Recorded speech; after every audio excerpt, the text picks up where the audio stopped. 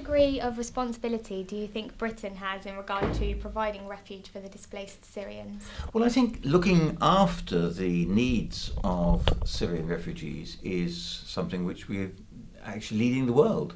I think we are spending more money on providing assistance to refugees from Syria than any other country, and certainly a lot more than most other countries in Europe. But the British government's emphasis has been very much on trying to help people as close as possible to the country from which they are being expelled or driven out.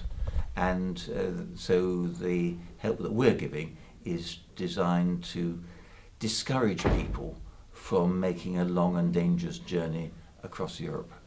In our constituency, how many refugees are being taken in under the Syrian Vulnerable Person Resettlement Programme? Yes, I don't. The short answer is I don't know, but I suspect very few, if any, because this is a relatively new programme, and it's dependent upon volunteers coming forward and seeking help. I know that one or two constituents have made inquiries about how they can assist, but I think the answer is not very many. What effect do you think it would have on the community if refugees were to be taken in? Because, for example, some of the students in Ringwood have petitioned to bring refugees into the community in their relocation programme. So what kind of effect would that have on the community? Well, I think we know that the government has said that some of the unaccompanied child asylum seekers or refugees who are in Calais, that some of them were brought across to the United Kingdom. And as far as possible, we were trying to bring the ones who got relatives or family contacts here, because it's undesirable that if children have got family connections, that they shouldn't be separated from those family connections, because the best way in which they're going to be able to rebuild their lives is with the support of family. So unaccompanied children are a special category, and there are relatively small numbers of them, but the United Kingdom is trying to do its best to help them. Do you think that public anxiety is increasing over the issue of immigration, and what do you think is the cause of this? Do you think that the press are responsible for an aspect of this? I think the reason that there's public anxiety is because there's a difference between people who are genuinely seeking refuge, fleeing from war, persecution, and we've got a history as a country of always providing a safe haven for such people. And we've been doing it since the Second World War and even before. But what people don't like is the idea that the economic migrants, people, and there are millions and millions in the world, people who would like to improve their lot by moving from one country to another, people don't like the idea that we've got an open door for all those people who are obviously much less deserving of our assistance than those who are genuinely fleeing for their lives. So because of all the large number of economic migrants, they are making it more difficult for the plight of genuine refugees to be understood by the public.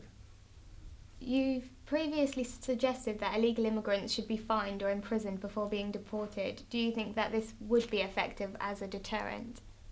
I think it would, and because what we're talking about there is illegal immigrants. At the moment, as soon as people have managed to smuggle their way into the United Kingdom, even if they've had false identities, got false stories and all the rest of it, it is not a criminal offence for them to continue to be in the United Kingdom, which means that, unlike the situation in other parts of Europe, there's a perverse incentive for them to get here by whatever means. And that's why I've argued in the House of Commons that we should actually make it an offence to be here without authority. We make it an offence for people to employ somebody who's here without authority, but I think we should also make the actual act of being here without authority a criminal offence, and thereby give us the opportunity of deterring others from coming and expelling those who are here unlawfully. And in terms of deporting the illegal immigrants, does this consider non-refoulement? Well, it does. It obviously that's taken into account because that's part of international law. But a lot of these people are not seeking refuge because of they've been persecuted. They are seeking a better life for economic reasons. But if they're doing that and they are trying at the same time to make an application for asylum, they should, under European law, making that application in the first country which they reach. And a lot of them are not doing that. And that's in breach of European law as well. Do you feel that the refugees from Syria are being dismissed due to the actions of the illegal immigrants and economic migrants? Do you think that they're being tarred with the same brush? Well, I think in some people's eyes they are, and that's why the government's at pains to try and emphasise that there's a difference between the people. I mean, I've been visited some of the camps on the Turkish border with Syria, and you wouldn't wish the sort of conditions that they've got on anybody. But it's much better to try and help people close to the area of conflict in the hope that ultimately they'll be able to go back. And who knows? I mean, the prospects for a peaceful reconciliation in Syria seem to be improving now. It's too early to be too optimistic, but I hope. And then a lot of these people will want to go back to rebuild their lives in Syria. A publication from Parliament reported that Save the Children reported that 50% of displaced Syrian children in the European Union that they had dealt with had a sexually transmitted infection, proving that they are subject to abuse and exploitation on their journey.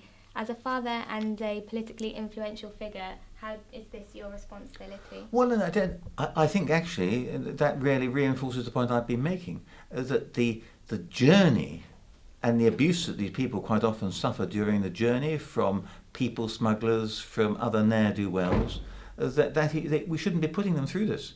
If people are genuine refugees from Syria, we should be interviewing them close to the Syrian border and saying, we'll find a safe haven for you in the United Kingdom or in Canada or somewhere else. We shouldn't be subjecting them to the ghastly ordeal of travelling across Europe and being exploited in the horrible way in which they are.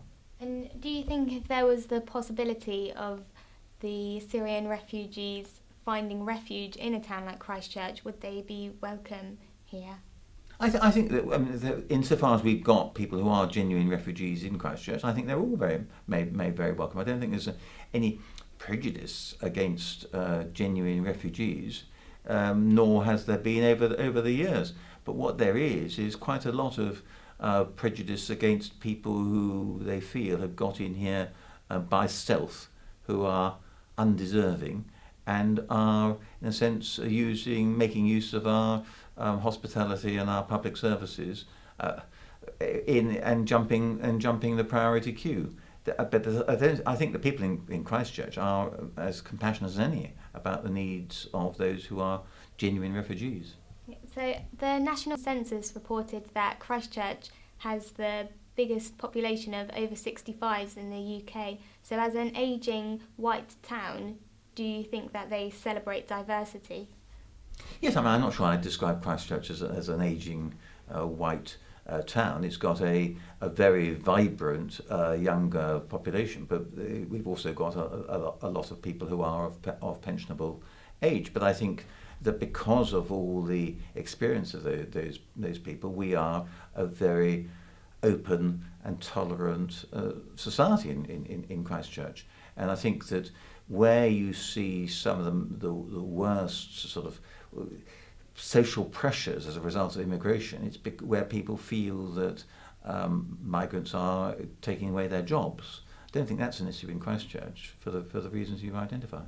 And do you feel that you are representative of younger people and non-whites within your constituency? Well, I represent everybody in my constituency, and I know that I only get about just short of 60% of the vote at a general election. So there are a lot of people who vote in a general election who don't vote for me or for my party. But the great business of our democracy is that an individual constituency MP represents all the people in his constituency, whether they voted for him or not. So I try and do the best I can to represent everybody.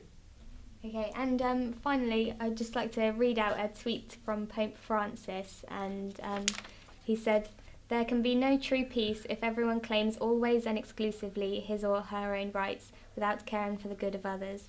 Do you agree with that statement? Well, I mean, I'm sure everybody should care for the good of others, but I'm not a great tweeter, because I think what it can do is sometimes oversimplify situations. And so as we note the arrival of a new president of the United States who's much given to tweeting, I have not yet started tweeting.